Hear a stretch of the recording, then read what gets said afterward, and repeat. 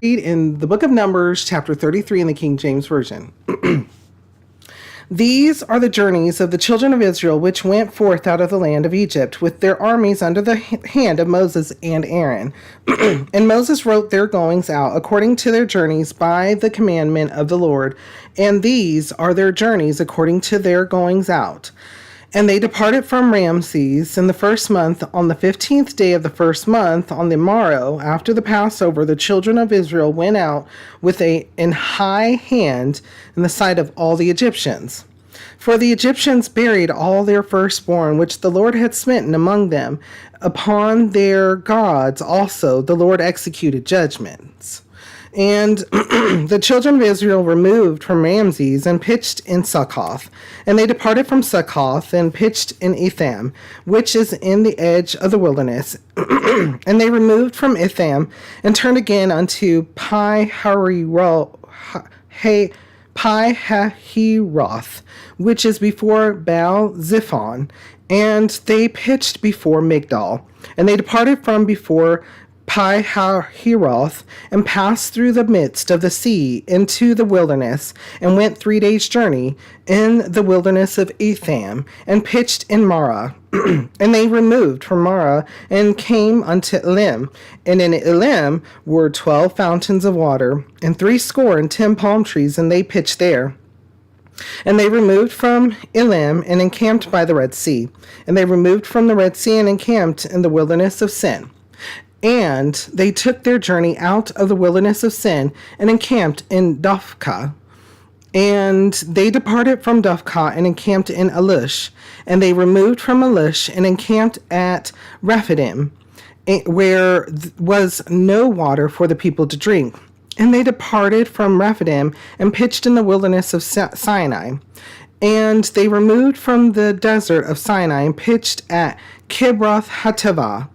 And they departed from Kibroth Hattaavah, and encamped at Hazeroth. And they departed from Hazeroth, and pitched at Rithmah. And they departed from Rithmah, and pitched at Rimmon Perez.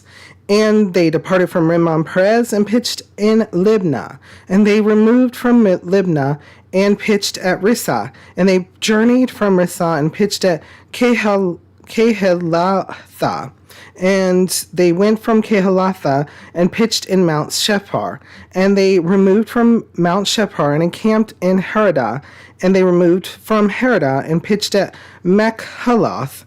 And they removed from Mechaloth, and encamped at Tehath. And they departed from Tehath, and pitched at Terah. And they removed from Terah, and pitched in Mithkah.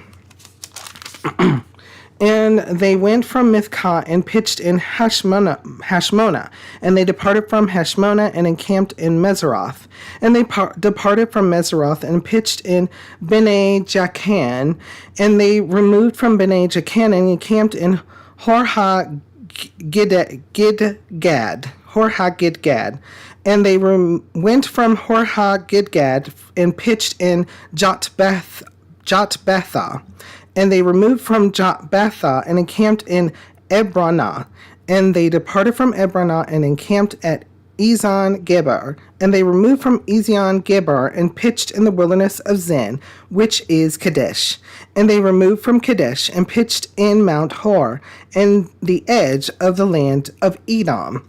And Aaron the priest went up into Mount Hor at the commandment of the Lord, and died there in the 40th year after the children of Israel were come out of the land of Egypt, in the first day of the 5th month. And Aaron was 123 years old when he died in Mount Hor. And King Arad the Canaanite, which dwelt in the south in the land of Canaan, heard of the coming of the children of Israel. And they departed from Mount Or, and pitched in Zalmonah. And they departed from Zalmonah, and pitched in Punon. And they departed from Punon, and pitched in Oboth. And they departed from Oboth, and pitched in Abarim, and in the border of Moab. And they departed from Eam, and pitched in Dibon Gad. And they removed from Dibon Gad, and encamped in Almon Diblathaim. And they removed from Almon Diblathaim and pitched in the mountains of Abarim before Nebo. And they departed from the mountains of Abarim and pitched in the plains of Moab by Jordan near Jericho. And they pitched by Jordan from Beth Jesimoth even unto Abel Shittim in the plains of Moab. And the Lord spake unto Moses in the plains of Moab by Jordan near Jericho, saying, Speak unto the children of Israel, and say unto them, When ye are passed over Jordan into the land of Canaan, then ye shall drive out all the inhabitants of the land before you, and destroy all their pictures, and destroy all their molten images, and quite pluck down all their high places. And ye shall dispossess the inhabitants of the land and dwell therein, for I have given you the land to possess it. And ye shall divide the land by lot for an inheritance among your families, and to do more ye shall give the more inheritance, and to the fewer ye shall give the less inheritance. Every man's inheritance shall be in the place where his lot falleth. According to the tribes of your fathers ye shall inherit. But if ye will not drive out the inhabitants of the land from before you, then it shall come to pass that those which ye let remain of them shall be pricks in your eyes and thorns in your sides, and shall vex you in the land wherein ye dwell. Moreover, it shall come to pass that I shall do unto you as I thought to do unto them. Okay, so a lot here in chapter 33, a lot. Sermon upon sermon, just like in the previous chapters, lots going on here. And so one thing that I just wanted to quickly note as well was that, and after they, we'll come back to that. So there's several verses in here, but listen to this in verse 52. Then ye shall drive out all the inhabitants of the land from before you, and destroy all their pictures, and destroy all their molten images, and quite pluck down all their high places. Okay, so ye shall dispossess the inhabitants of the land and dwell therein, for I have given you the land to possess it. So the Lord's telling them, go in, destroy everything, and then and I'm giving you this land. I'm giving you all of this to possess. This is the promised land. This is the plan of the inheritance that the Lord had told Abraham about all the way back then. So also, he gives a warning. But in verse 55, but if ye will not drive out the inhabitants of the land from before you, then it shall come to pass that those which ye let remain of them shall be pricks in your eyes and thorns in your sides, and shall vex you in the land wherein ye dwell. Moreover, it shall come to pass that I shall do unto you as I thought to do unto them. So the new generation has came, and already we have seen a sign that they are not fully following the guidance and the direction of the Lord. Why? What happened? They were supposed to destroy the Midianites. Did they do it? No. They took the women and the children, and they took all the loot.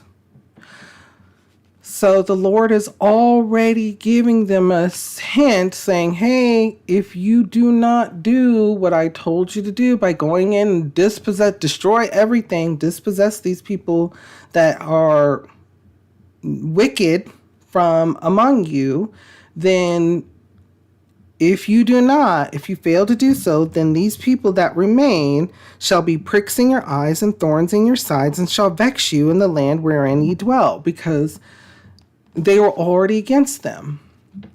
Now, things that we know. We know, if you've been with us through the NIV version, that there's going to also be people that are going to help them that are of the Canaanites.